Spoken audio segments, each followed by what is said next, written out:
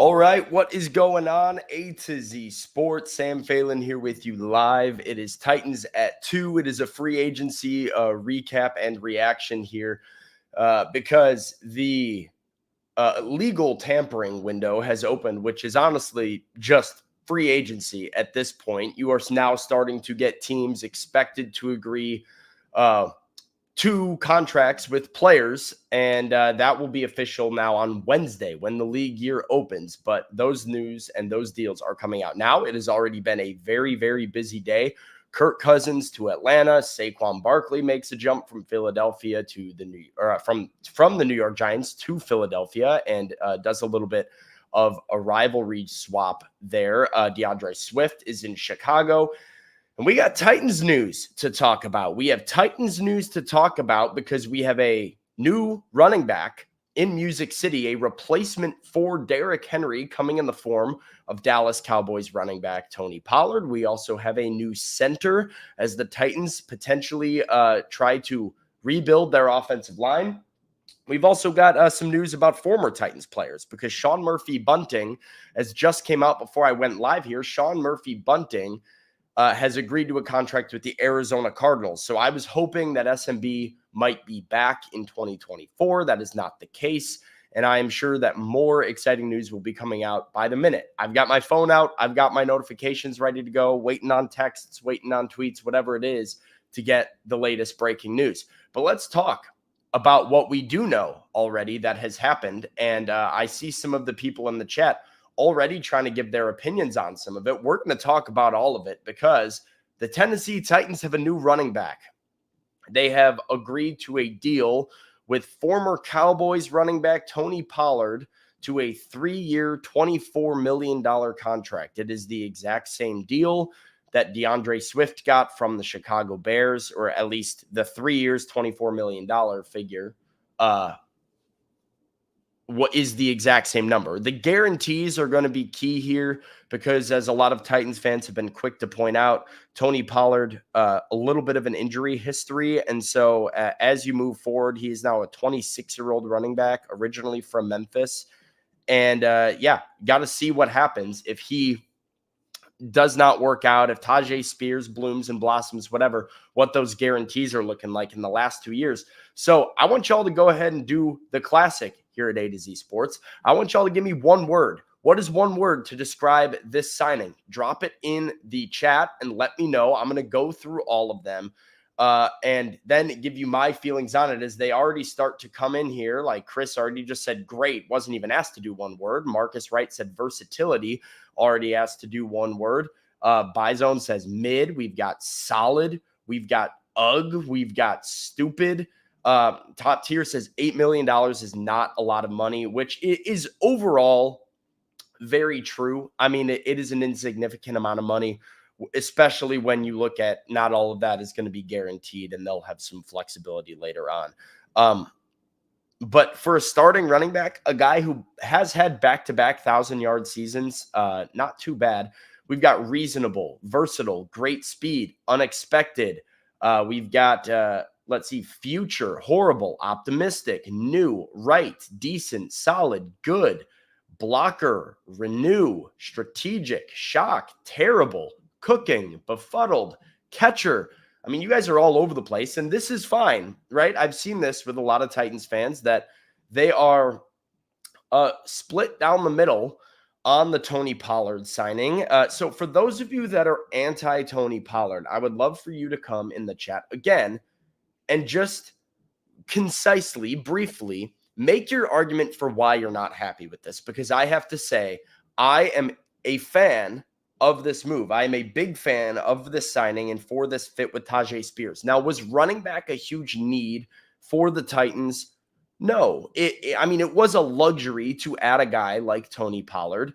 Tajay Spears very much could have been your workhorse, your bell cow running back. I'm still very high on Tajay Spears moving forward, but I really like this tandem. I like the fact that you now have two running backs who both excel in pass protection, are both very difficult to bring down one-on-one and after first contact, and they're both very good route runners. I saw Buck Rising of A to Z Sports also point this out on his Twitter timeline, but the Titans now have a backfield that is not predictable by their personnel. The Titans, for the last few years now, have been a team that Derrick Henry comes on the field on first down, and you usually say, okay, that's a run. Derrick Henry comes off the field on third down, and you usually say, okay, that's a pass. Your personnel almost gives away your play calling in a sense. And it's nice to have two backs who, number one, can be used in absolutely any situation, but they excel at some of these little things like pass pro and route running that make you a more versatile, more explosive offense. I'll also point out Tony Pollard just last season was number 3 in the NFL in yards after contact. Number 2 was Derrick Henry. Number 3, Tony Pollard in that figure. Tajay Spears, one of the best backs in the league in yards after contact per attempt. He didn't have all the rushing attempts of some of these other starters. So in just strictly yards, Tajay Spears was a little bit down there, but he was up there in the category. So two guys that are tough to tackle. They're elusive. And I think that's really good. Helps Will Levis out a lot, right? Because not only do you have two guys who can pass protect for him, potentially give him some more time to get the ball out of his hands, you've got a couple safety valves that can turn short, easy passes into explosive plays. And this is something we saw with the Titans in Miami. If you guys remember the Miami Dolphins comeback game that every Titans fan was so excited and pumped up about, that was another instance of, like, Tajay Spears had 80-plus receiving yards in that game. A lot of them came in the fourth quarter. Will Levis was taking his check down, and the check down was turning into big chunk plays. Pollard can do that. Spears can do that. So I really like that tandem. You no longer need to address running back in the NFL draft, so it frees up one of those late round picks to address a different need. I like this. Let's get into the arguments against it, because I asked you guys to come here and give me your thoughts here. So somebody said barely over 1,000 yards last season, needed the 17th game, which is true. But the yards per attempt were down to 4 last year for Tony Pollard. It was over 5 the year prior. So there is that, right? Yeah, the efficiency was a little bit down. 1,005 yards, 6 touchdowns on 4 yards per carry. I see just a "we want Henry," which obviously people are going to be sad about Derrick Henry. But like I mentioned, Derrick Henry backfield was rather predictable at times. This allows the Titans to pivot in a new direction for the new age of this organization, gives you a little bit more versatility. And I think just good for both parties. I think it was good that this came to an end for Derrick, like it did, with the big performance that he had in his final game. Statistically, still a very strong season. He will be remembered fondly for the Titans. I think it would have been really hard to watch Derrick Henry go through a period of time where he was not playing like Derrick Henry with the Titans. Now, that may come with a different team in a different uniform, and he's going to hit a lot of the career milestones that he will need to make the Hall of Fame. But it feels to me like Derrick Henry is going out on top in a lot of ways, even though the Titans had a very bad season last year. Chris doesn't understand why people don't like it. Let's see what else we got here. Spend money on a running back when we need wide receivers and could have drafted a running back. Now, here's the great thing, General. You still got a lot of money. You still have a lot of money. More money than the Titans are going to be able to spend, they currently still have. And by the way, they've already addressed offensive line. I particularly am not a huge fan of them spending money on wide receivers, if you want to go there. Like, I think they could get a second-tier guy, a Darnell Mooney or a Tyler Boyd or a Curtis Samuel, to just kind of go in the slot, be a contributor. You get them on a 1 or 2 year deal for like limited risk. I'm a fan of that, but spending big on a Calvin Ridley, I mean, I saw the deal that Gabe Davis just got from Jacksonville. That was more than I would have been willing to pay Gabe Davis. The Titans, in my opinion, better off going to the draft for those wide receivers and a position like running back. Get the guy in free agency. Get the offensive lineman in free agency. Wasted money is the follow-up there, which I kind of disagree with. Dwayne says he's bad in the red zone, plus Tajay Spears, similar running back. I think you can go either way with the idea that they're a similar running back. Like I said, I think both guys are difficult to bring down in space, which is what they need. Like, do they necessarily have a power back on 3rd and 1, muscle you up and run it down your throat? No. But they have two guys that are tough to tackle in the open field. I think the fact that they're very similar makes them interchangeable in a lot of different plays where they're both going to be usage. And let me just add this. I think this is the new wave in the NFL. The Christian McCaffreys of the world, the Derrick Henrys of the world for a while are not really out there anymore. And you hardly ever see a feature back just absolutely dominating a workload. 2-3 guys sharing a workload and leading to a super productive rushing offense is a thing that is very common now.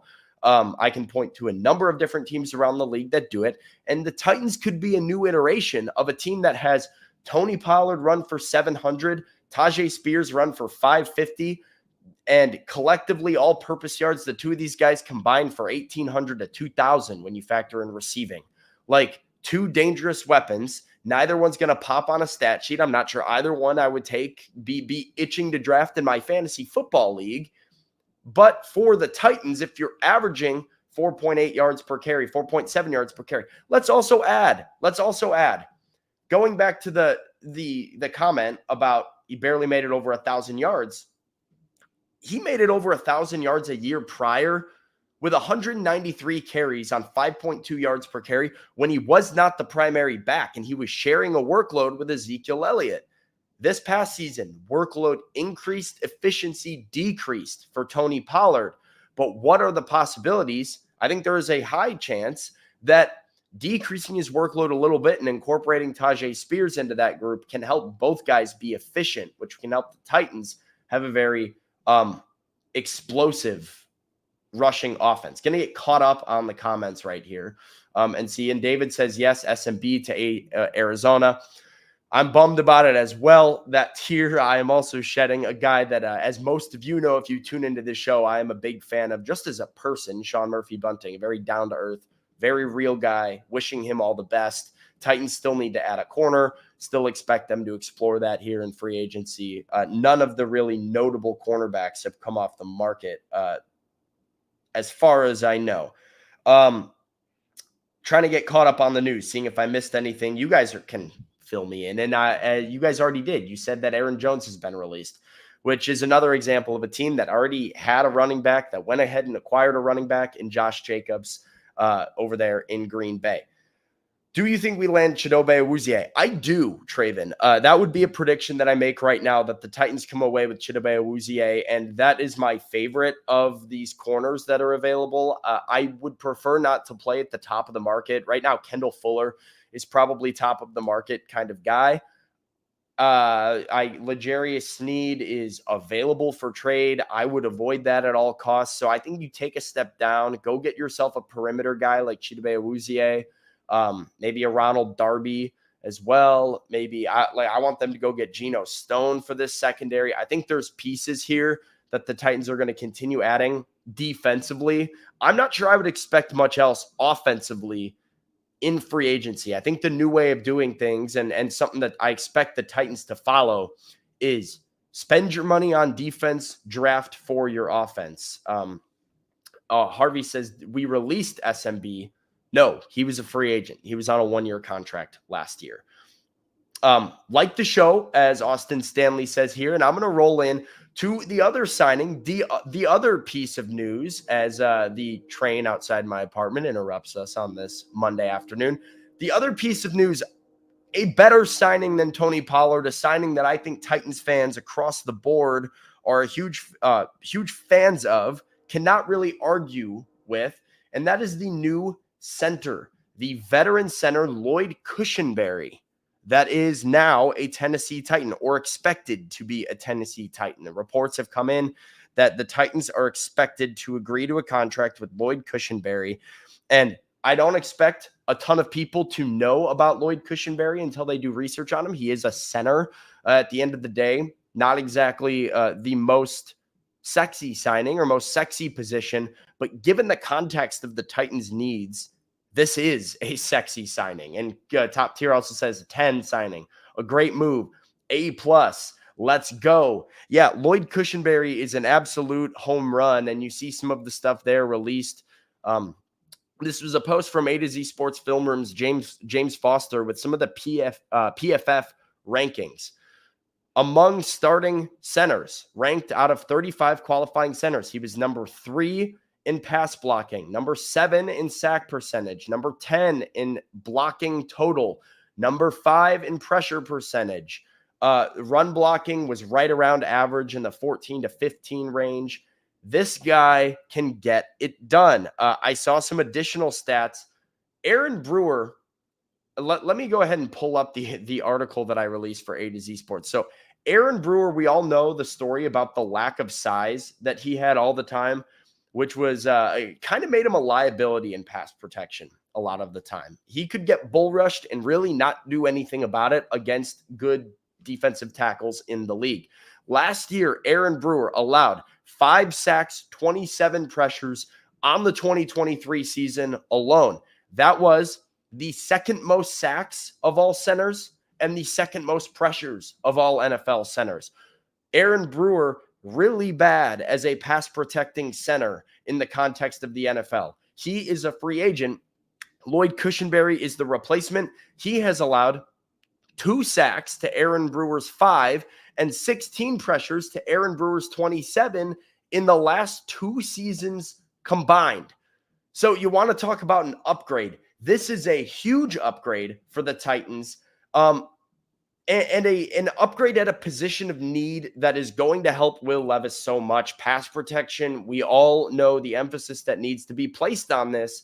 And here is a guy who can come in, start next to Peter Skoronski in the middle, maybe Daniel Brunskill there to his right side, and just be a solid pass protecting center, a veteran presence that is relatively reliable. He's played over 1,000 offensive snaps in 3 of his 4 years in the league.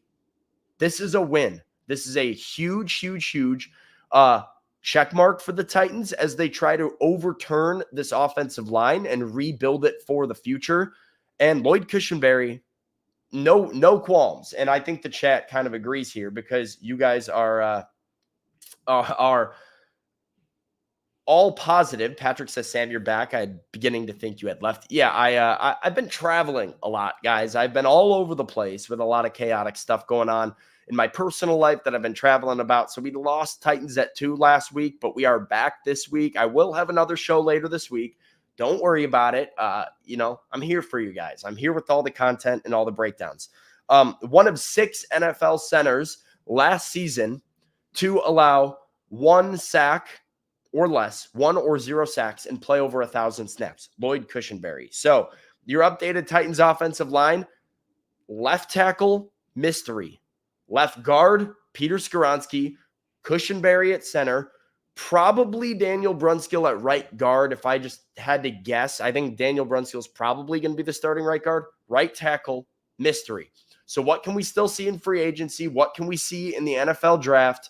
Is it a tackle in the first round? Is it a tackle in the second round? And maybe more signings left to go. So there you have it with the offensive line update. Then the last thing we got to talk about: Kirk Cousins is an Atlanta Falcon. I mentioned it off the top of the show. He's agreed to a 4-year deal with the Falcons. Now, why should Titans fans care about Kirk Cousins being an Atlanta Falcon? Well, I think it comes down to the draft, because I had heard in the last few weeks that there were teams really pushing to trade up with the Titans for number 7, and that the Titans strongly considering moving back. That was something that I think was becoming more of a likelihood, and I think the Kirk Cousins signing diminishes the interest in the Titans' 7th overall pick drastically. We will see how it all plays out as the draft gets closer once free agency has wrapped up. But if you think about it, the Falcons are picking 8th overall. They now have Kirk Cousins. The Chicago Bears are picking 9th overall. They have Caleb Williams. You would like to assume is where the Bears are going to go with the 1st overall pick. 10th overall, you have the New York Jets, who have Aaron Rodgers. So 8, 9, and 10 are all teams who have quarterbacks. Now, you still have the 11 through 13, which let me pull up the NFL draft order just so that I don't butcher this. I know the Steelers are in there, the Vikings are in there, and the Raiders are in there. I'm just not sure what order they're in. So, okay, Vikings at 11, Denver Broncos, rather, sorry, not the Steelers, at 12, and the Raiders at 13. All three of those teams, as things currently stand, could use a quarterback. Denver just released Russell Wilson, who went to Pittsburgh. Vegas has Aiden O'Connell and is trying to figure out where their future is. And the Vikings missed on Kirk Cousins in free agency, so they now have an opening as well. But why would any of those teams call the Titans up and say, hey, let me trade up to 7? You're not looking to jump the Falcons anymore. You're not looking to jump the Bears at 9. You're not looking to jump the Jets at 10. The New York Giants at 6 might be taking J.J. McCarthy, and if not, might trade out of number 6 to a team that wants to come up and get McCarthy. So I just think if I was the Vikings right now, if I was the Raiders right now, I would be calling the Chicago Bears at number 9 or the New York Jets at number 10 and saying, hey, what's it going to take to bump up a couple of spots, make sure we're ahead of some of these other teams that might want a quarterback and get J.J. McCarthy. But I would not be chomping at the bit to move all the way up to 7 when I'm passing a bunch of teams that don't need a quarterback and aren't taking a quarterback. That's a situation to monitor. Understand, anything that happens in the quarterback market right now impacts the Titans because of the NFL draft. When you are drafting in the top 10, when you are positioned where they are, anything that happens, whether it's Russell Wilson signing with the Steelers, whether it's Kirk Cousins signing with the Falcons, whether it's the Chicago Bears trading Justin Fields somewhere, whatever goes down, it is going to have an impact on the Titans. Just ask yourself the question, how it changes the players that might get drafted before Tennessee and the level of interest teams might have in trading up with Tennessee. What's next for them in free agency? Like I said, I think you might see another addition to the offensive line, but I can almost guarantee you're going to see an addition to the secondary, maybe multiple additions to the secondary. Let's look at backup quarterback as well. You know, as some of these spots start to get taken around the league, you start to figure out which of the quarterbacks are left without a chair in musical chairs and which guys could be available for signing or for trade to be a backup quarterback. We know the Titans are going to add one to compete with Malik Willis and Will Levis for just kind of come in and be a competitive force in training camp. Now, Will Levis is still the starter. I think Malik Willis is probably not the backup, and the backup is still yet to be acquired. So look for backup QB, look for cornerback, maybe look for that slot receiver on a team-friendly deal or like a Michael Onwenu or another offensive lineman that can help. They still got a lot of work to do. The good news is they still have a lot of money to do it. As I go and click on the cap space on over the cap, $69 million was the effective cap number for the Tennessee Titans before today's events. So we'll see where they come out after the 2024 cap hits are processed.